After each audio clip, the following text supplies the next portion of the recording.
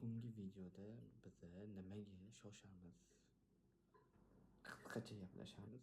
O'zimizni orqada his qilishimiz haqida, nimaga shoshayotganimiz, hozirgi paytda nimaga o'zimizni orqada his qilayotganimiz, hamma narsani quruq olib ketayotganligimiz haqida gaplashamiz. Qisqasi, zamonaviy insonlarning ko'pchiligi doim shoshilayotganini va hayotda orqada qolayotgandek his qilayotganini aytadi. Biz nimaga o'zimizni orqada qolayotgandek his qilamiz o'zi?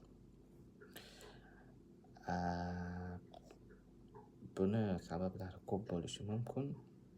Shularni ayrimlarini ko'rib chiqamiz va ularga kichkina yechim sifatida ma'lumotlar berib ketamiz. Birinchisi, bu tabiiy. Hamma gapirayotgan mavzu ijtimoiy tarmoqlar va eng luxury hayot ko'rsatadigani bu Instagramda hamma o'zini yangi mashina, uy, joy sayohatlarini, hamma yaxshi tomonlarini ko'rsatadi va tabiiyki bizda ham 20 yoshda kimdir mashina olgan, uy olgan, biznes boshlagan, bizda ham o'zimizni orqada qolganini his qilamiz. Sekin ketayotganini his qilamiz o'zimizni va birdaniga motivatsiyamiz oshib, yangi ishlar, yangi bizneslar qilib tashlagimiz keladi. Ilmiy jihatdan bu holat miyada doimiy taqqoslash mexanizmi bilan bog'liq. Shoshilishimizning asosiy sababi boshqalar bilan o'zimizni solishtirishimiz, taqqoslashimiz. Inson miyasi o'zini boshqalar bilan solishtirishga biologik o'zi moyil.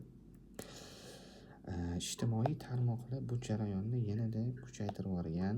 Oldin faqat qo'shnimizga o'zimizni taqqoslasak, hozir dunyoni bir chekkasidagi insonga ham o'zimizni taqqoslay olamiz. Yaxshi ma'noda ham taqqoslasa bo'ladi. Lekin yomon ma'noda taqqoslashlar hozir ko'p. Tadqiqotlarga ko'ra, Instagram va TikTokda ko'p vaqt o'tkazish yetishmovchilik hissini oshiradi. Chunki miya boshqalarning faqat eng yaxshi lahzalarini ko'radi. Natijada odam o'z real hayotini past baholay boshlaydi.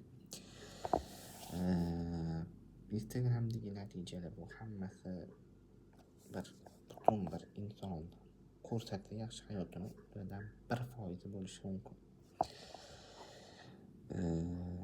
Chunki natijada odam o'z real hayotini past baholaydi. Hayotiy misol sifatida, yaxshi misol, tengdoshining mashinasi yoki muvaffaqiyatini ko'rgan yoshni olsak, u o'zida hamma narsa yomon ketayotganini deb o'ylashi mumkin. Aslida esa har bir insonning hayot vaqti va sur'ati har xil. Psixologiyada bu holat time anxiety deb atalgan, ya'ni vaqt yetmayotgandek tuyulishi. Shoshilishning yana bir sababi jamiyatning tez natija talabidir. Hozir hamma tez natija kutyapti.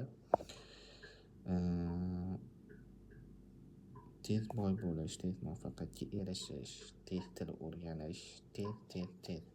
Bu stressni kuchaytiradi. Ilmiy tadqiqotlar shuni ko'rsatadiki, doimiy shoshilish kortizol gormonini oshiradi. Kortizol esa fikrlashni toraytiradi va hozirgi lahzadan zavq olishni kamaytiradi. Hayotiy misol, shoshgan odam yo'lda go'zal manzarani ham sezmaydi. Yechimlardan biri o'z yo'lingni boshqalar bilan solishtirmaslik. Hammaning o'zini yo'li bor, o'zini vaqti, o'zini tezligi, o'zini imkoniyatlaridan kelib chiqib natija baribir keladi. Hammada har xil keladi. Shuni ham inobatga olishimiz kerak. Chunki solishtirish motivatsiya emas, ko'pincha tushkunlik keltiradi. Ilmiy jihatdan e'tiborni jarayonga qaratish miyani tinchlantiradi. Yechim sifatida kunlik kichik yutuqlarni yozib borish foydali. Misol uchun, g'alabalar kundaligi. Bloknot tutasiz, ochasiz, har kuni kechqurun 1tami, 2tami, 3tami, 10tami qilgan eng kichkina yaxshi ishingizni ham yozib borasiz 10 kundan keyin hammasini o'qib chiqsangiz ancha muncha narsa bo'lib qoladi. O'zingizga bo'lgan ishonch ham oshadi. Bu miya uchun men oldinda ketyapman degan signalni beradi.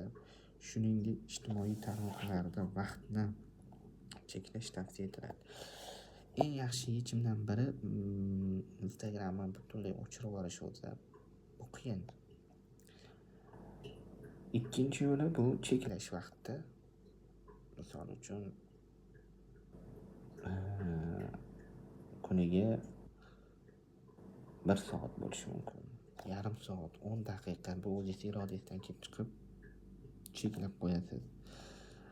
Instagram ilovasini umuman boshqa joyga qo'lingiz o'rganib qolgan bo'ladi. Raz blokdan chiqarib qo'yib yuborasiz, kirib ketadi Instagramga. Shuning uchun Instagram ilovasini umuman skrit qilib qo'yishni tavsiya etiladi. Va unga ilovalar, har xil ilovalar bor. Cheklov qo'yasiz. Uchinchi yo'li ham bo'lishi mumkin. Bu faqat o'zingiz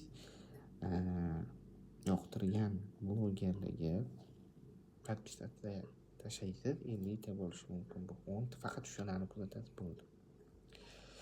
Reels ko'rmaysiz. Boshqalarning videosini ko'rmaysiz. Uchinchi yo'li. Chunki real hayot tezlik emas, barqarorlik bilan yutiladi. Mashhur investor Warren Buffett ham shoshilmaslikni muvaffaqiyat siri deb biladi. U shunday degan: boylikni tezlik emas, sabr olib keladi. O'zi bilasizlar, boylikni 90% qismini 80 yoshdan oshganda topgan.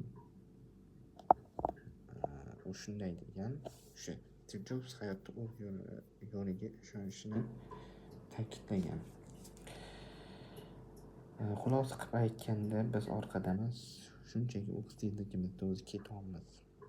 Shuning uchun o'zimizni orqada his qilmasligimiz uchun eng yaxshi yo'l balkim test qilib ko'rish kerak. Instagramni o'chirib bir hafta dam olish kerak degan fikrdaman.